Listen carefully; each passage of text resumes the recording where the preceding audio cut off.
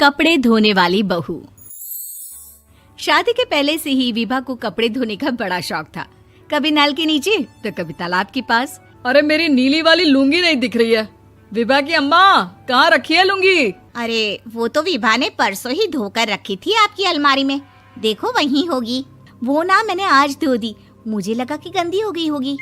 अरे कैसे गंदी हो गई थी? उसे तो मैंने पहना भी नहीं। हे भगवान, इस लड़की के कपड़े धोने की आदत से परेशान हो गया हूँ मैं। जितना तो घर में राशन नहीं आता, उससे कहीं ज्यादा डिटर्जेंट पाउडर का खर्चा है।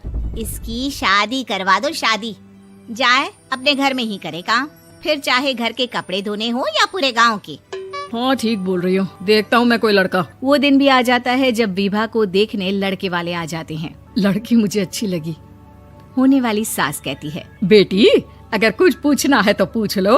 वैसे तो हमारी लड़की बहुत ही शर्मीली है, जो बोल दो वो मान लेती है, इसे क्या पूछना होगा। अरे कैसी बात कर रही हो माँ, मुझे इन लोगों के घर रहना है, सवाल तो कई है। हाँ हाँ बेटा, पूछ लो ना, क्या पूछना है। आप लोगों के घर कपड़े कौन धोता है? सास का मुंह बन जाता है। देखो, अगर तुम ये कहना चाहती हो कि तुम्हें कपड़े धोने नहीं आते तो सुन लो, कपड़े मैं ही धोती हूँ, लेकिन तुम्हारे आ जाने के बाद मैं रुमाल तक नहीं धोऊंगी। अरे चुप रहना भगवान, बहू बेचारी घर आई नहीं, उसे डराना शुरू कर दिया। वो क्या है ना बिटिया, अभी तक तो ये कल्लू की माँ ही धोती थी, लेकिन अब तुम्हारे पापा तो दहेज में वॉशिंग मशीन देंगे ही।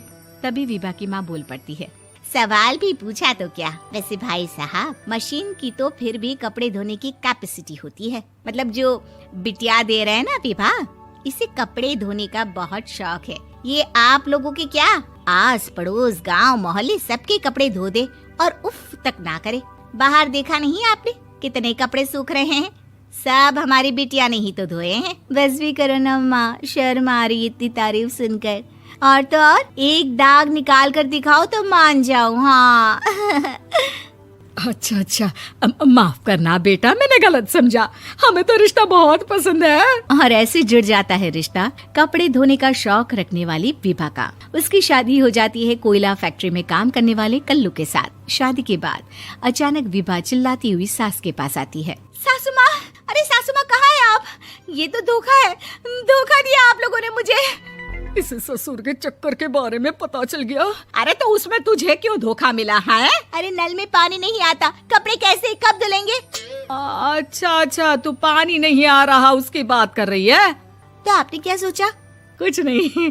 अच्छा, तेरी माँ ने कहा था कि कपड़े धोने का शौक है तुझे, याद आया मुझे। शौक शौक बोलकर कपड़े धोने वाले मेरे जुनून को कम ना आके सासू माँ, कपड़ा धोना मेरा गुरूर है। तभी पति भी वहाँ आ जाता है। अभी अभी मैंने इसे सनी देओल की फिल्म दिखाई है, उसी के डायलॉग मार रही है माँ। अच्छा सुन, साफ साफ बता रही हूँ, पानी सुबह 4 से 6 और शाम को 10 से 12 आता है, समझी? विभा टाइमिंग सुनकर हैरान हो जाती है। ये क्या भूतों का मोहल्ला है? सुबह 4 बजे उठकर कौन कपड़े धोता है? 4 बजे टंकी में पानी जाता है, फिर सारा दिन धोना ना, किसने मना किया?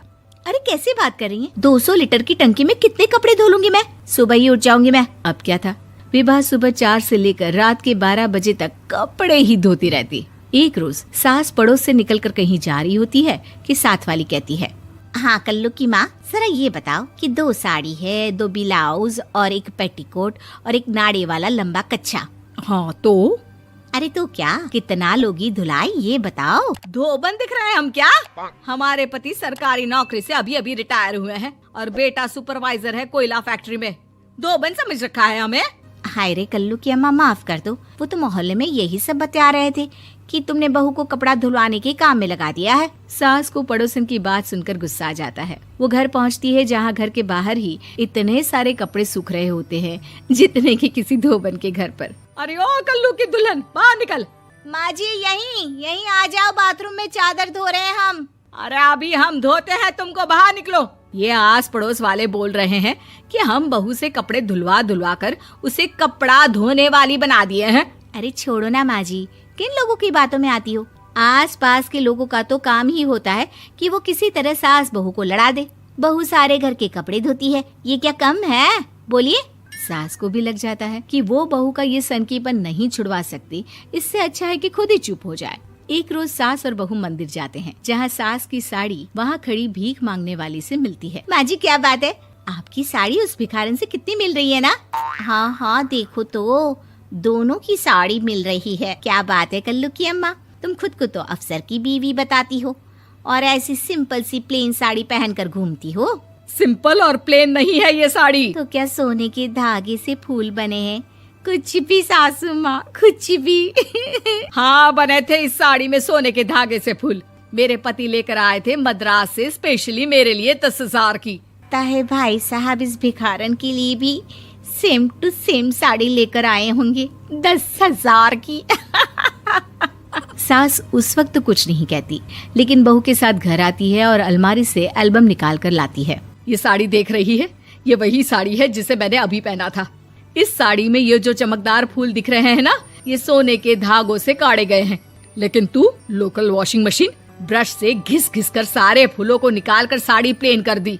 मुझे माफ कर दीजिए सासू माँ। और तो और, जब मैंने तुझे तेरी गलती के लिए कुछ नहीं कहा, लेकिन तूने तो सबके सामने मेरा मजाक ही बना दिया। क्यों? बहू को समझ में आ जाता है कि अब से उसका कपड़े धोना बंद।